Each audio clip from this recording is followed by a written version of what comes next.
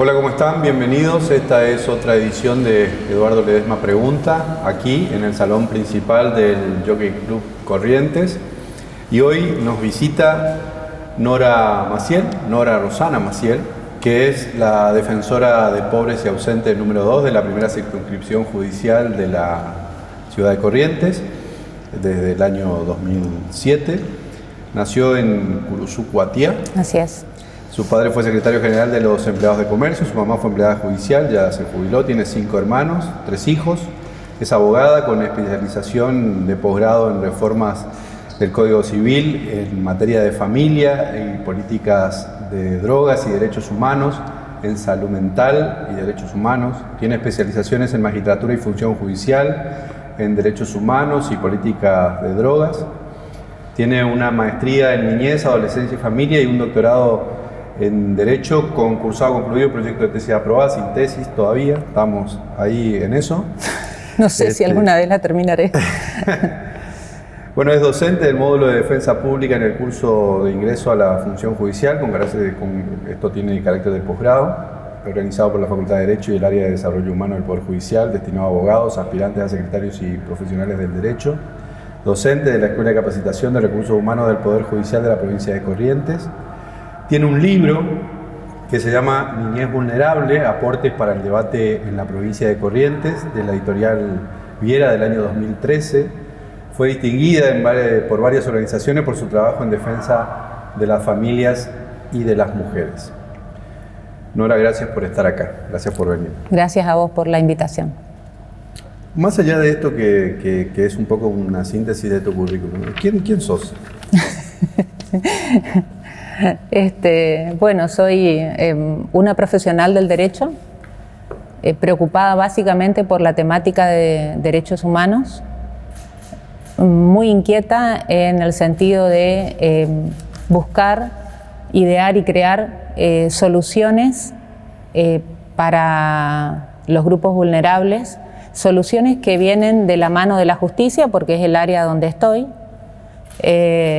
pero que muchas veces tengo el convencimiento de que los fallos judiciales provocan el desarrollo de determinadas políticas públicas cuando los poderes encargados de desarrollar esas políticas públicas no los están mirando, por ejemplo. Entonces, una instancia judicial y motorizar una acción de una determinada temática de derechos humanos muchas veces genera ese alerta para la producción de esa política pública que está faltando.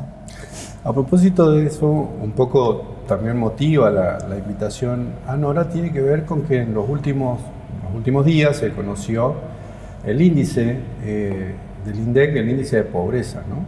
¿Y qué dice ese índice? Que el 40,9% al cierre del primer semestre de la Argentina, el 40,9% de la población estaba bajo la línea de la pobreza, con un incremento de 5,5 puntos porcentuales respecto al 35,4% de igual periodo de 2019, es decir, estamos mediados por una pandemia, ¿no? Este es un informe del INDEC. Pero además, ¿qué dice el informe? El informe dice que el 56,3% de las personas de hasta 14 años son pobres.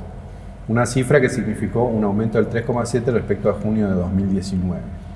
Y hay también algo más, que es que más allá de que casi 6 de cada 10 chicos son pobres, hay otro grupo que es el que manifestó el mayor crecimiento con relación al semestre anterior y que es el grupo de las personas entre los 15 y los 29 años, ¿no? Con el 49,6% de ese conjunto es pobre, pero el incremento fue de 7,1 en puntos porcentuales. Es decir, que tenemos a los chicos, pero también a los adolescentes y jóvenes, sí, como los sectores más vulnerables en relación a la pobreza. Y si discriminamos este número del INDEC en relación a la región, tenemos que Corrientes es la tercera provincia más pobre del país, después de Chaco, Formosa y cierra el NEA, la provincia de Misiones. Nora, cuando vos escuchás, lees, ves, cada vez que te informás de estos índices, ¿qué te pasa?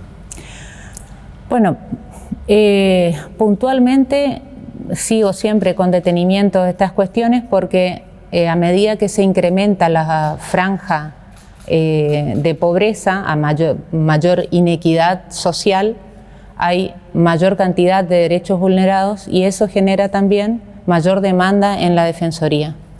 Y eso nos hace prever a nosotros desde la Defensoría también qué tipo de situaciones vamos a tener con mayor crudeza expuestas en las oficinas. Por ejemplo, situaciones de vivienda, por ejemplo, acceso a agua potable, por ejemplo, acceso a salud, alimentación.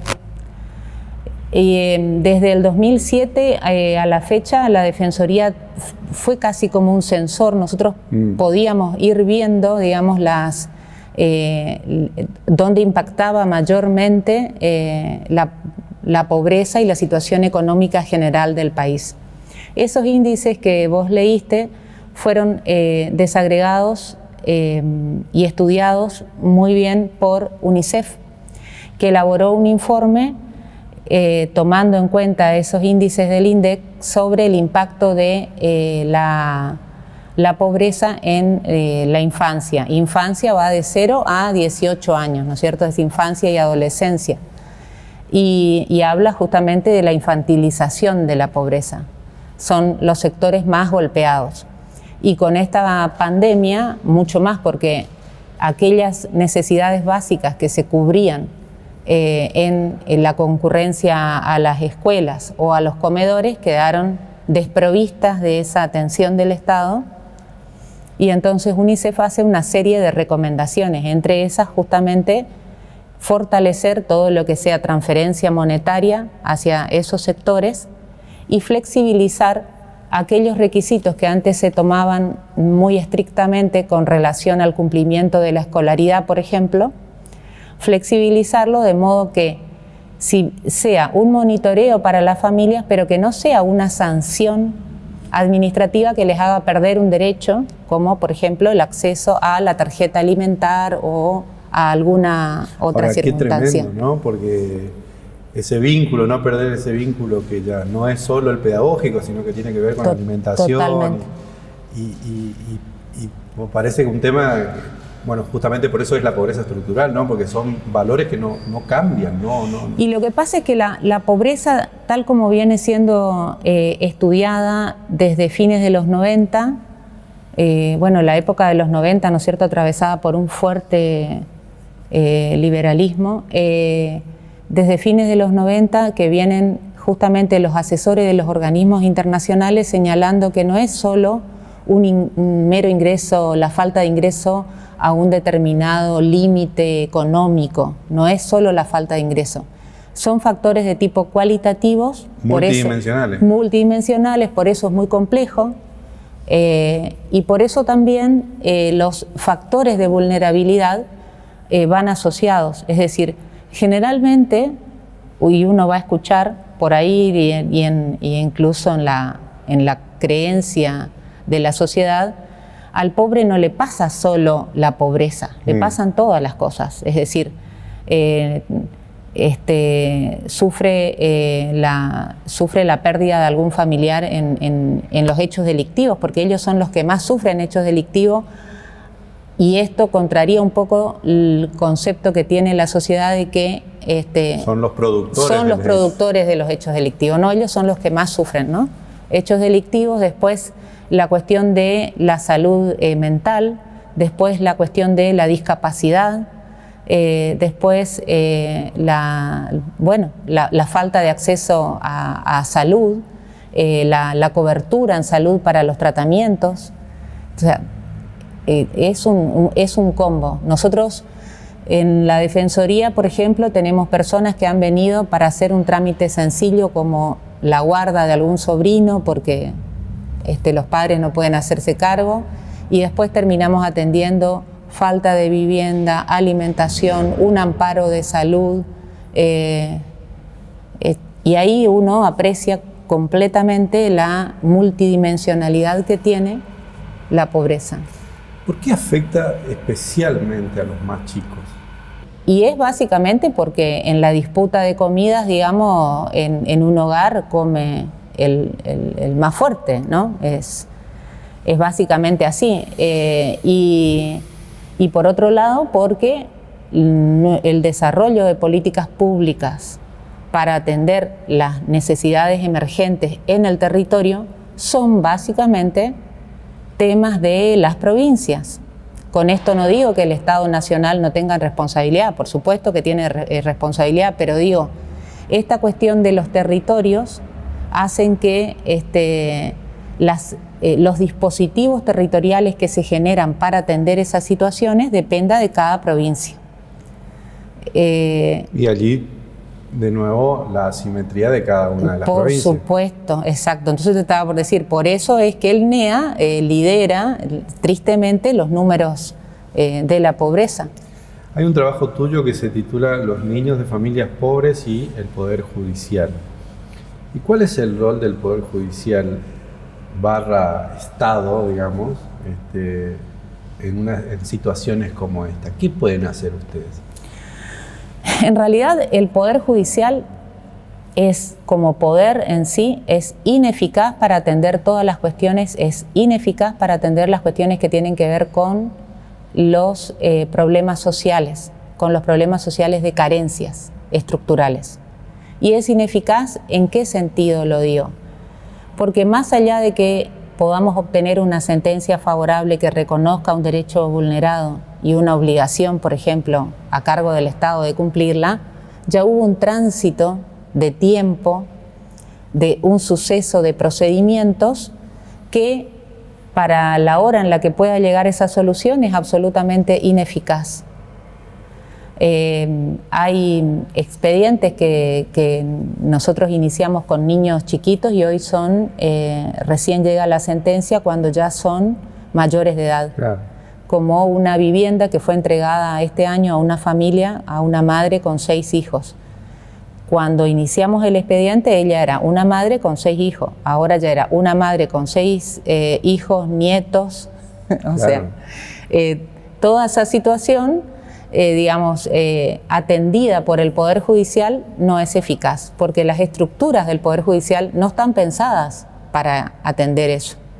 Entonces, lo que busca el sistema de protección integral de la niñez es desjudicializar todas las situaciones de pobreza. Para ser un poco más administrativo y menos... Exacto. De esto se tiene que ocupar el Poder Ejecutivo y el Poder Legislativo de brindar las herramientas necesarias para que se preocupe el Ejecutivo. Es decir, hacer una ley, destinar un presupuesto y que ese presupuesto cumpla con 2 requisitos que establecen las leyes, que es intangibilidad, es decir, lo que está destinado para niñez no debe tocarse. No se toca, claro. Y prioridad en la atención. Antes de atender cualquier otra cosa, el Estado debería atender la niñez, porque la niñez es hoy, digamos, ¿no? A propósito del libro que escribiste, ¿qué es la niñez vulnerable? Y son personas en crecimiento, en desarrollo, con uno o varios derechos vulnerados. En realidad es una niñez vulnerada. Uno de los factores que genera esas vulneraciones es la pobreza, pero a esos factores hay otras cuestiones como las cuestiones culturales, las cuestiones étnicas, las cuestiones que tienen que ver también con la ausencia de familias biológicas o familia ampliada. Entonces, la niñez institucionalizada, todo eso forma parte, digamos, de esa niñez vulnerable. Según lo que me estás contando, ¿se puede generalizar de alguna manera la situación de la niñez en Corrientes? Y si se puede generalizar, ¿qué impacto tiene la pandemia? Porque se supone que, según todos los estudios más o menos que andan dando vuelta, que una situación de vulnerabilidad con la pandemia, digamos que recrudece, ¿no? ¿Cuál sería la situación en general de la niñez, si se puede hacer una conceptualización? Bueno, teniendo en cuenta los números, digamos, que brindaste y los porcentajes de pobreza, más las estimaciones de UNICEF de que la pobreza, la niñez va a ser una de las más afectadas y que va a aumentar, uno podría decir que este periodo de pandemia, sus consecuencias nosotros aún no la vemos, digamos, no sabemos qué nos va a deparar. Suponemos que en algún momento, cuando haya un retorno a las escuelas, por ejemplo, que serían las primeras instituciones que tienen contacto con los niños, después están también los servicios de salud, que hoy en día está, digamos, todo limitado. Primero se tramita a turno, no se atiende cuestiones que antes eran simplemente de rutina, hoy ya no. Entonces, los jardines de infantes, los centros integrales, o sea, todo ese tipo de instituciones que eran las que primero tenían contacto con la niñez, yo supongo que ahí se va a reflejar claramente los efectos de la pandemia, desde cuadros de desnutrición, cuadros de afecciones de salud mental. Me inclino a pensar que el derecho, digamos, a la salud va a ser uno de los más afectados, y el derecho a la integridad física y mental, digamos, ¿no?, de los niños. Claro, sin contar ahí, te iba a decir, la cuestión educativa propiamente. Oh, ¿no? Eso ni hablemos, porque en la pandemia no todas las escuelas, ni todos los docentes, ni todos los alumnos claramente están accediendo a los contenidos mínimos educativos. Un poco me dijiste, ¿no?, eso de hacer un poco más administrativo y menos judicial, pero ¿qué es lo que, según vos, puede o debe hacer o podría hacer el Estado, y en todo caso también nosotros como sociedad, generar demandas, digamos, para acompañar a las infancias vulneradas y tratar de, no sé, de visibilizar más y tratar de contener esa situación? En el libro que vos mencionabas, nosotros desde el proyecto de investigación de la facultad, que viene desde el año 2011 a la fecha, ahora nos estamos focalizando puntualmente en los contextos de encierro en la adolescencia. Nosotros sostenemos que lo primero que tiene que haber, digamos, es una decisión política en el territorio, en la provincia, que tenga foco en el paradigma de protección integral de la niñez, es decir, que el Ejecutivo y el Legislativo, los poderes que no son los judiciales, asuman la niñez con las prioridades presupuestarias y demás que exige la ley. Eso nos implica primero un instrumento legal que la provincia no tiene. La provincia tiene una adhesión general a la 26061, pero no crea sus propias estructuras. El estudio de UNICEF, que recorre cada una de las legislaciones provinciales, da cuenta de que aquellas provincias que desarrollaron sus propios instrumentos legislativos están mucho mejor en la atención de la niñez. Entonces, eso es lo primero que deberíamos tener. Y después deberíamos tener especialidad, es decir, aquellas personas que van a atender esta situación tienen que tener especialidad en niñez. Que tampoco tenemos. Y que básicamente no tenemos las distintas áreas del Poder Ejecutivo que atienden, no son formados y especialistas en niñez. Y tenemos muchas instituciones que están contrarias o que son contrarias al paradigma, como serían, por ejemplo, nuestras instituciones de hogares estatales que siguen un modelo asilar. Claro. Ese modelo ya está perimido. Nosotros tendríamos que tener hogares abiertos, la sociedad tiene que tener otro rol. A veces cae mal cuando yo digo esto en el sentido de que Corrientes se caracteriza mucho por las iniciativas que tienen que ver, juntemos regalos, juntemos ropa, hagamos colectas. Exacto. Con la caridad y con el asistencialismo para los niños del Hogar Tía Amanda o del Domingo Sabio. Y nosotros tenemos que pensar que uno de los factores más dañados en la institucionalización de los niños es la falta de individualidad. Claro. Llegan bolsones de ropa que es común para todos los niños. Hoy uno usa esta remera, después se manda a lavar, otro usa la remera. O sea, eso es algo terriblemente dañino para la autonomía y el desarrollo, la subjetividad de un niño. Sí, es muy degradante. Claro, entonces nosotros como sociedad, ¿qué tendríamos que hacer? Y una vez se acercaron unos estudiantes de abogacía y yo le digo, armen un grupo, preséntense al director, a las autoridades de niñez y vean qué actividades pueden hacer con los chicos del Domingo Sabio.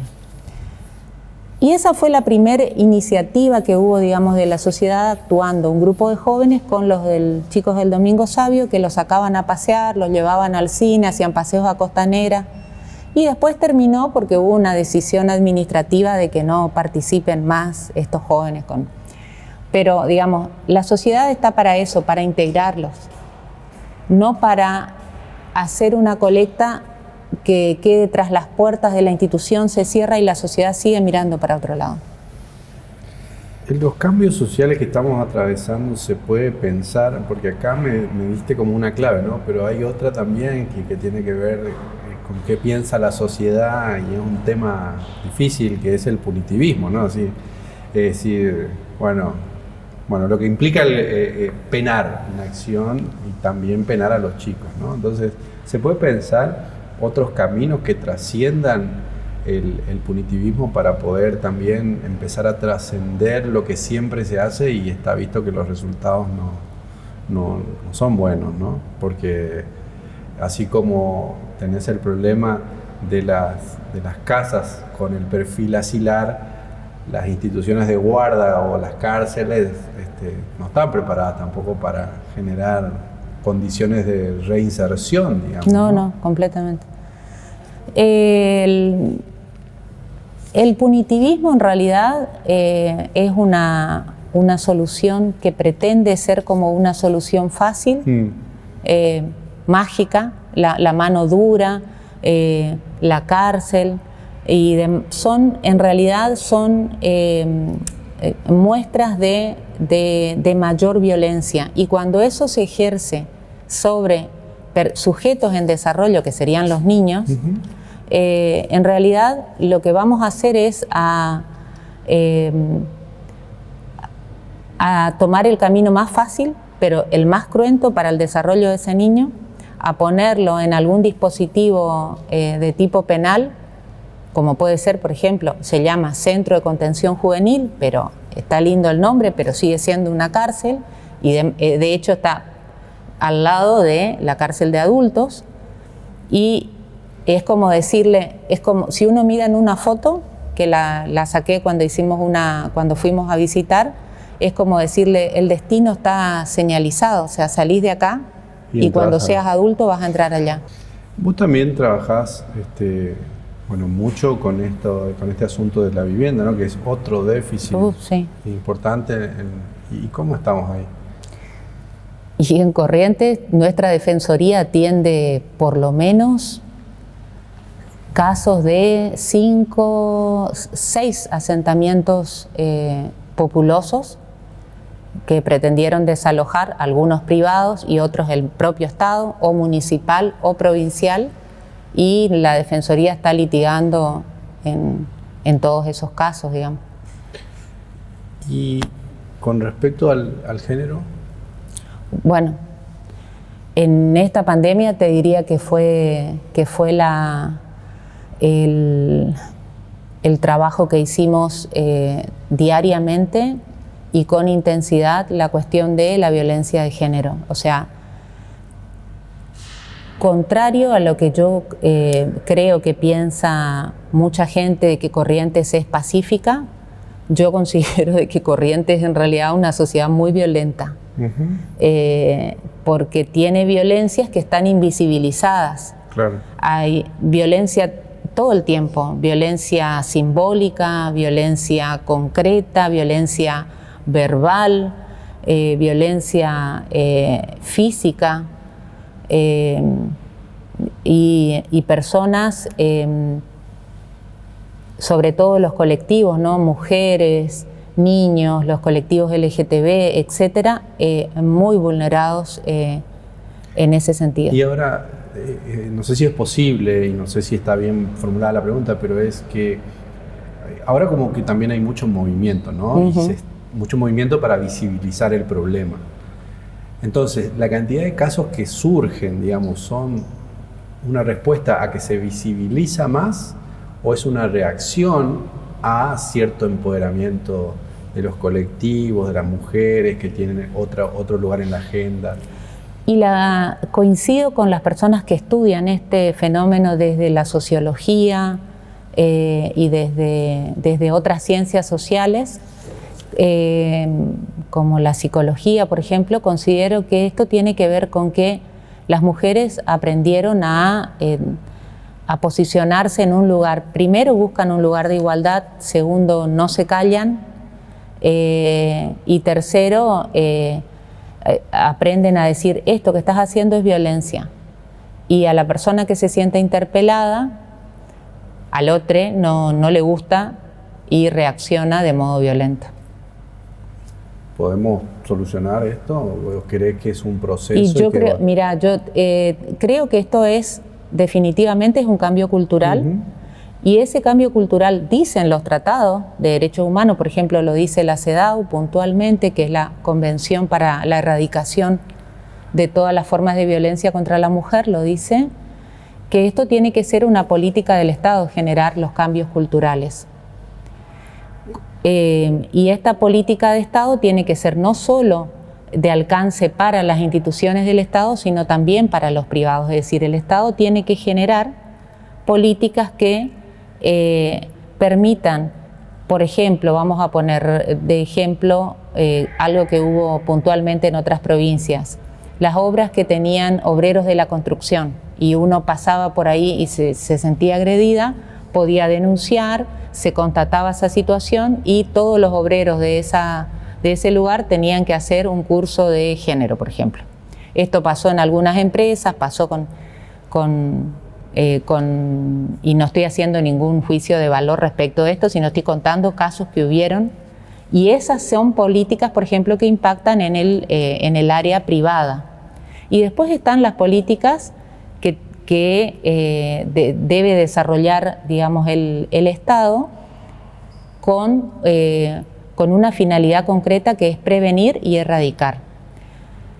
La prevención tiene que estar diseñada, casi te diría, como desarrollar el sistema de protección integral, es decir, dispositivos territoriales de alerta, conocimientos de monitoreos de familias con situaciones problemáticas, porque también es compleja en las familias que la solución no es solo judicial, no es solo la exclusión del violento, la cárcel para el violento, porque a veces se reproducen en otros miembros de la familia esas actitudes, y el violento, si no llegó al extremo del femicidio, que va a tener condena perpetua, en algún momento va a salir, y necesitamos que salga de otro modo, no del modo que ingresó. Hay mucho trabajo por hacer. Sí, es así, es mucho. Gracias, Nora. No, gracias a vos, gracias a vos. A ustedes también, gracias por estar ahí. Recuerden que este y los demás episodios se pueden ver en los repositorios digitales de eduardo-ledesma.com, del Diario Litoral, y todas las semanas por este canal. Muchísimas gracias y hasta la próxima.